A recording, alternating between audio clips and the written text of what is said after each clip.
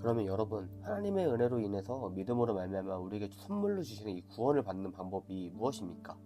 바로 회개입니다. 회개가 무엇인가? 성경에서 이야기하는 회개가 무엇인지 우리가 한번 같이 살펴보도록 하겠습니다. 첫 번째, 회개는요, 죄에 대해 하나님과 동의하는 것입니다. 요한일서 1장 9절 말씀입니다. 만일 우리가 우리 죄를 자백하면 그는 미쁘시고 의로우사 우리를 죄를 사하시며 우리를 모든 불의에서 깨끗하게 하실 것이요. 아멘. 만일 우리가 우리 죄를 자백하면요, 고백하면 주님은 우리 죄를 용서하시고 모든 불의에서 우리를 깨끗하게 해주십니다. 죄를 용서해 주십니다. 그리고 모든 불의에서 깨끗하게 해주십니다. 모든 불의에서 깨끗하게 해주신다는 것을 저는 이제는 불의한 짓을 안 하도록 해주신다라는 의미라고도 봅니다. 그런데 언제 우리 죄를 용서하시고 어떻게 하면 용서하신다고 하셨습니까? 우리 죄를 자백한다, 이것입니다. 헬라어 흔적이 영어에 굉장히 많이 남아있는데요. 이 자백은 영어로 confess입니다. con은 더불어라는 뜻이고 패스는 말한다는 뜻입니다. 그래서 confess는 더불어 말한다, 동의한다라는 의미입니다. agree with, 동의한다. 나하고 이 사람하고 말이 같을 수 있고 다를 수가 있습니다. 그래서 우리가 하나님께 고백한다는 것은요, 하나님과 동의한다라는 뜻입니다. 무엇에 관해서입니까? 바로 죄에 관해서인 거죠. 우리가 우리 죄를 자백하면 이라는 것은 우리의 죄에 관해서 하나님과 동의한다는 것입니다. 그런데 이 반대는 8절에 보면요, 만일 우리가 죄가 없다고 말하면 스스로 속이고 또 진리가 우리 속에 있지 아니할 것이요. 아멘. 우리가 죄가 없다고 말한다는 것이 무엇인가 하면요, 착각하는 것입니다. 나는 죄가 없다고 하는 사람은요, 착각을 하고 있다는 것이죠. 우리 주위에서 보면 내가 왜 죄인이냐, 나는 지금까지 착하게 살아왔고 남들 될 수 있으면 도우려고 하면서 살아왔다, 이러신 분들이 많이 계십니다. 그런데 그런 분의 아내나 자녀분들의 이야기를 들어보면요, 아닙니다. 아내는 엄청 힘들어합니다. 아이들은요, 막 답답해가지고 막 죽으려고 합니다. 근데 그 사람이 그렇게 생각하는 그게 무엇입니까? 바로 착각입니다. 자기가 죄가 없다 하는 자는요, 거짓말하는 자요, 자기를 속이는 그런 사람인 것입니다.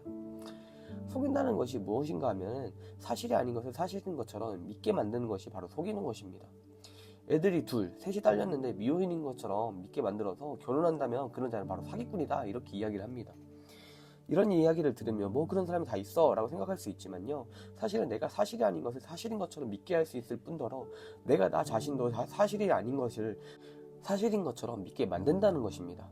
바로 난 죄가 없다, 난 착하게 살았다, 그렇게 자신만만하게 말할지는 모르겠지만 착각하는 것입니다. 자기가 자기 자신을 속이는 것입니다. 이것이 요한일서 2장 8절에 우리가 죄가 없다고 말하며 스스로 속이고 이렇게 얘기한다는 것입니다. 그런데 이런 사람도 언젠가 성령님이 조명해 주셔서 깨달아지면요, 갑자기 맞아 내가 많이 잘못했어, 부부관계에서도 맞아, 나는 항상 내가 피해자라고 생각했지만 사실 나도 못되게 굴었지, 이걸 깨닫기 시작하는 것입니다. 그래서 죄에 대한 회개의 시작은요, 하나님과 동의하는 것입니다. 우리는 대개 감정적으로 눈물을 흘리고 막 밤새도록 통곡했다 그러면 회개했다고 생각을 합니다. 당연히 그럴 수 있습니다. 하나님께서 내가 그동안 얼마나 잘못 살았냐 하는 것을 그냥 확 보여주실 때 도저히 컨트롤이 안 되기 때문에 그럴 수도 있습니다. 그냥 막 통곡이 나오는 것입니다. 그러나 우는 것 자체가요, 회개는 아닙니다. 회개는요, 하나님과 동의하는 것입니다. 그래서 회개는 어디선가 시작하는가 하면은 내가 하나님 노릇하려고 하는 죄를 고백하는 것에서 시작하는 것입니다. 내가 하나님 노릇하면서 내가 결국 하나님이 될 수 없음에도 불구하고 내가 하나님이 되려고 했습니다. 그래서 나와 다르거나 이견이 다른 사람들을 내가 정죄했고 알게 모르게 내가 막 괴롭혔습니다. 이런 내가 죄인입니다. 내가 하나님 노릇하면서 살았습니다. 이 고백하는 것이 회개의 시작인 것입니다. 우리가 신앙생활을 하면서요, 하나님께서 우리의 죄에 대해서 지적을 해주십니다. 그게 바로 성령님의 인도하심입니다. 뭔가 하나님이 기억하게 하시는 것들이 있다는 것이죠. 누구한테 뭔가 굉장히 심한 말을 하고 와서는 이제는 안 느껴졌었는데 갑자기 성령님이 생각나게 해주시는 것입니다. 그러면 하나님, 내가 그런 말을 하면 안 됐었는데요, 제가 잘못했습니다, 이게 고백하는 것이 바로 회개입니다. 하나님과 동의하는 것, 이게 회개라는 것입니다. 두 번째입니다. 회개와 새 언약입니다. 내가 하나님께 동의하고 회개하면요, 하나님, 제가 잘못했습니다, 이 얘기하면 그럼 하나님은 어떻게 하시는가, 이것을 같이 한번 보겠습니다. 히브리서 8장 12절 한번 보겠습니다. 내가 그들이 불의를 긍휼히 여기고 그들의 죄를 다시 기억하지 아니하리라 하셨느니라. 아멘. 이 말씀은 예레미야 31장 34절 말씀을 인용한 70인역 구절입니다. 70인역이라는 것은요, 신약성경은 헬라어로 쓰여져 있고 구약은 히브리어로 쓰여져 있습니다.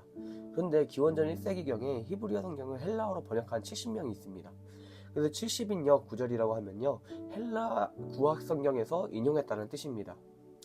그래서 신약 성경에서 어떤 때는 구약에서 직접 그대로 인용하실 때도 있고, 어떤 때는 헬라 구약 성경에서 인용할 때도 있었습니다.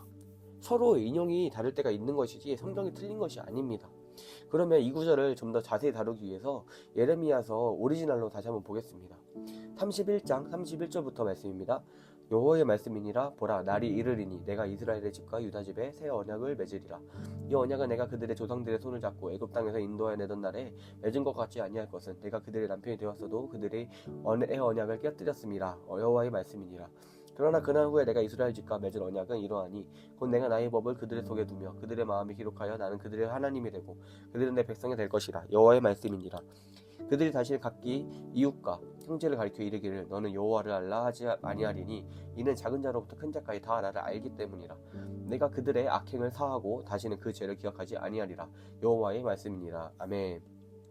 이 구절의 제목은요, 새 언약입니다. 여러분, 새 언약이 무엇입니까? 신약입니다. 그런데 구약에도 신약에 대한 약속이 나오는데요, 예레미야는 예수님이 오시기 전 BC 600년에 활동했던 선지자입니다. 이사야는 BC 700년이었고요. 예레미야는 이사야 선지자 100년 후에 활동했던 그 인물입니다. 예레미야를 통해서 하나님의 약속을 주시는데 어떤 약속입니까? 31절 날이 이르리니. 구약에 보면요, 그날에, 그때가 오면, 이런 미완성인 느낌의 약속들이 많이 나옵니다. 그때가 오면, 그분이 오면, 누가 오면, 구약에서 선지자들을 통해서 계속 누가 올 거다 이런 인상을 주다가 신약을 딱 펼치면요, 왔다, 온다 했다가 약속대로 왔다. 이게 바로 신약인 것입니다. 날이 이르니니 내가 이스라엘 집과 유다 집에 새 언약을 맺으리라. 그래서 남유다, 북이스라엘과 상관없이 모든 이스라엘과 언약을 맺겠다, 이것인 것입니다.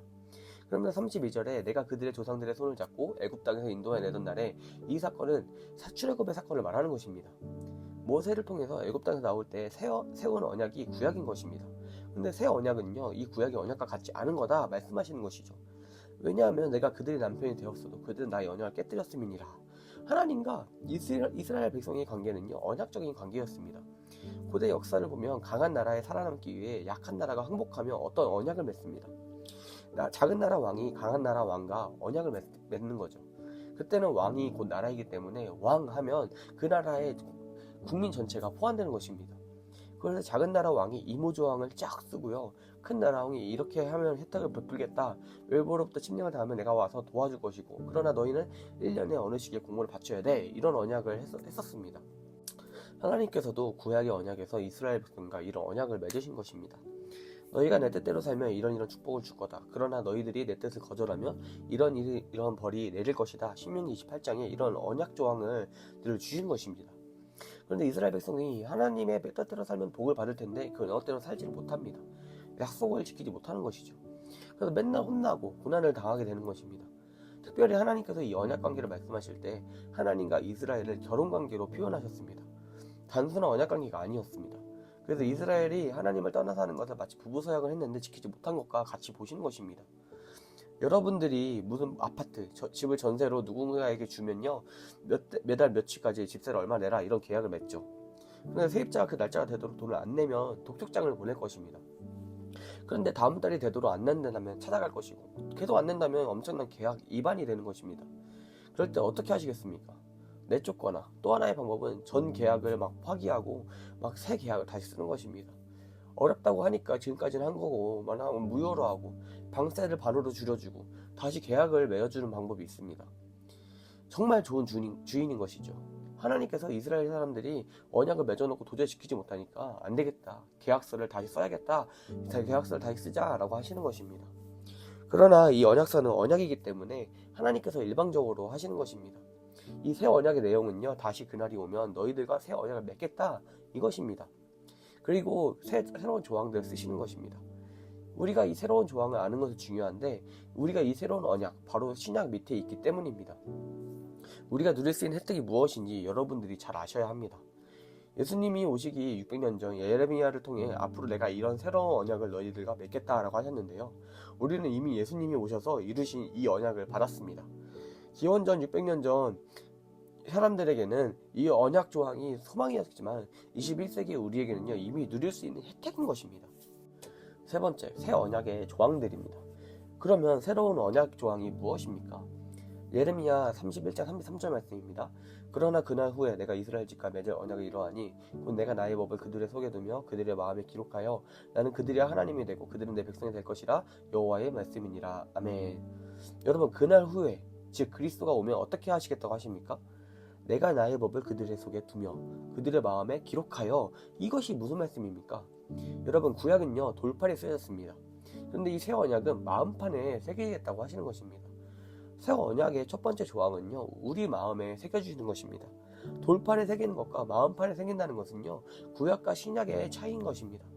그러면 우리는 왜 새로운 언약을 다시 맺으려고 하시는지를 우리는 알아야 합니다. 단지 하나님이 언약을 맺으셔도 우리가 못 지켜서 그런 것이 아닙니다.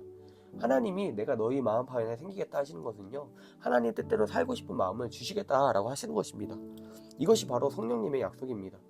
예수 믿는 자들에게는 이제 성령 하나님의 영이신 성령님이 오셔서요 성령님께서 내 안에 계셔서 하나님의 뜻대로 살고 그런 하나님을 사랑하는 마음도 주시고요 그럴 수 있는 능력도 주신다는 것입니다. 여러분, 이것을 믿습니까? 그러니 성령님을 근심하게 하지 마시기를 바랍니다. 그래서 구약시대의 사람들은 어떻게 사는 것도 알고 어떻게 살면 복받는 것도 알고 어떻게 살면 안 되는 것도 알면서도 그렇게 살고 싶은 마음도 그렇게 살 능력도 없었습니다. 알지만 살아낼 능력이 없었다는 것입니다. 그래서 새 언약을 맺고 마음판에 새기겠다고 하신 약속은요 하나님께서 우리에게 하나님의 뜻대로 살고 싶은 욕구를 성령을 통해서 주시겠다는 것입니다. 그래서 우리가 선한 의지를 가지고 살게 하시겠다 하신 것입니다. 두 번째 조항은요 누구나 다 하나님을 체험할 수 있게 하신 것입니다. 33절 끝에 나는 그들의 하나님이 되고 그들은 내 백성이 될 것이라 말씀하셨습니다. 그것도 구약에서 왜 문제였냐 하면요 이스라엘이 하나님의 백성으로서 말씀을 지켜야 하는데 지키지 못하니까 맨날 얻어맞고 이런 생활을 했습니다. 그래서 이제는 내가 네 백성이 되는 것을 내가 보장하겠다라는 약속을 주신 것이죠. 그리고 이어서 34절을 보면요 그들이 다시는 각기 이웃과 형제를 가리켜 이르기를 너는 여호와를 알라 하지 아니하리니 이 작은 자로부터 큰 자까지 다 나를 알기 때문이라. 아멘. 여기서 안다라는 히브리어 단어를 우리가 잘 이해해야 합니다. 우리는 헬라적인 사고에 젖어있기 때문에 지식적으로 안다고 생각을 합니다. 그런데 히브리 사람이 안다 할 때는요 체험하여 아는 것을 말합니다. 마치 부부관계의 친밀함을 의미하는 것이죠. 성경은 아담이 하와를 알았다 했습니다. 그래서 성경에서 하나님이 너희가 나를 아느냐 물어보시는 것은요 지식적으로 아느냐 하는 것이 아니라 너가 나를 정말 친밀하게 체험적으로 아느냐 이거를 물으시는 것입니다. 그래서 하나님이 여기서 우리에게 주시는 두 번째 언약 조항이 뭔가 하면요 누구나 하나님을 체험할 수 있게 하신다라는 것입니다. 구약에서는 하나님을 체험하는 사람은 소수에 제한된 사람뿐이었습니다. 예언자이던 다윗과 같은 사람 이런 사람뿐이었는데 이제는 큰 자나 작은 자나 누구든지 다 하나님을 체험할 수 있게 된다라는 걸 말을 하시는 것입니다. 이게 새 언약이었습니다. 이것이 성경의 약속입니다. 다른 종교나 사상은요 책을 읽을 때는 그럴듯하지만 살아보려고 하면은요 그게 안 되는 것이죠. 하지만 기독교만은 말이 안 되는 것 같은데 그대로 살아보면 되는 것입니다. 이상하게요 막 사라집니다. 그 이유가 뭔가 하면요 체험의 종교라서 그렇습니다. 하나님이 정말 살아계시고 하나님의 말씀이 정말 진리라는 것을 우리가 체험으로 확인할 수가 있는 것입니다. 새 언약의 조항 첫 번째, 우리에게 하나님의 뜻을 따라 살고 싶은 욕구를 주시고요. 두 번째, 우리가 하나님을 다 체험할 수 있게 하신다라고 하셨습니다. 그 다음에 세 번째가 무엇인가 하면요 이것이 오늘 회개의 주제와 관련하여 아주 중요한 것입니다. 내가 그들의 악행을 사하고 다시는 그 죄를 기억하지 아니하리라. 이것입니다. 하나님은 우리가 회개하며 우리 죄를 용서하실 뿐만 아니라 그 다음에 기억하지도 않겠다 이 약속을 하신 것입니다. 아멘. 교회 다니면서도 많은 분들이 하나님 앞에 죄를 회개하고 난 다음에 그러고 난 후에도 늘 죄책감에 살아가는 분들이 있습니다. 어떤 죄책감과 두려움에 눌려 살아갑니다. 두려움이 있고 염려가 있습니다. 그래서 뭔가 작은 일에도 뭔가 문제가 생기면요 어려움이 오면 내가 옛날에 지은 죄 때문에 내가 벌 받는 거예요 이런 생각을 하기도 합니다. 근데 여러분 아닙니다. 속는 것입니다. 그건요 묶여 사는 것입니다. 왜냐하면요 하나님은 기억하지 아니하신다고 말씀하셨습니다. 나는 기억하지 않는다. 돌이켜 회개하고 돌아오면 이전 죄를 가지고 너를 벌하지 않겠다. 기억조차 하지 않을 것이다 약속하셨습니다.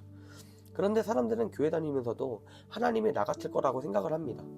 내가 용서해 본 적이 없으니까 내가 용서받았다는 확신도 없는 것인 것입니다. 그러나 말씀은 뭐라고 언약하셨습니까? 이제는 다시는 이전 죄에 대해 얘기하지 마라. 기억하지 마라. 나도 기억하지 않는다. 내 기억에서 다 지워버렸다. 하나님이 이렇게 말씀하시는 것입니다. 그런데 인간들은 기억해야 할 것은 잊어버리고 쓸데없는 것들만 다 기억하면서 삽니다. 우리는 더 이상 옛날 일을 다시 얘기하지 말기를 바랍니다. 부부싸움을 하면 풀고 잘 지내자 약속하다가도 다음에 또 문제가 생기면 신혼날 밤에 그냥 친구들과 놀러가서 늦게 들어온 것 때문에 뭐 임대 잘못한 것 때문에 아이 키울 때 섭섭했던 것 때문에 뭐 이런 것들 뭐 다시 이야기도 합니다. 그러니까 우리는 알게 모르게 하나님이 나 같으려니 이렇게 생각을 하고 있다는 것입니다.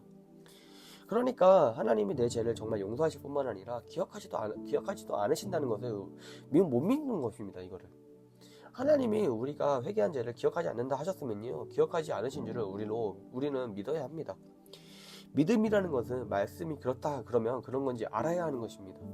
우리가 대부분 회개할 때 보면 하나님, 내가 아침을 잘못했어요, 다시는 안 그럴게요 했는데 다음에 똑같은 죄를 또 지었어요. 우리는 수도 없이 똑같은 죄를 짓습니다.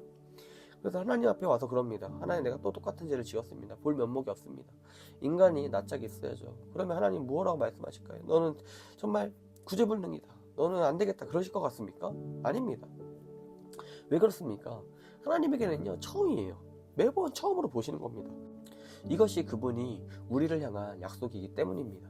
그런데 하나님을 믿지 못하는 사람들은요, 계속 자꾸만 하나님이 나 같으려니 생각하니까 하나님의 약속을요, 오해하는 것입니다.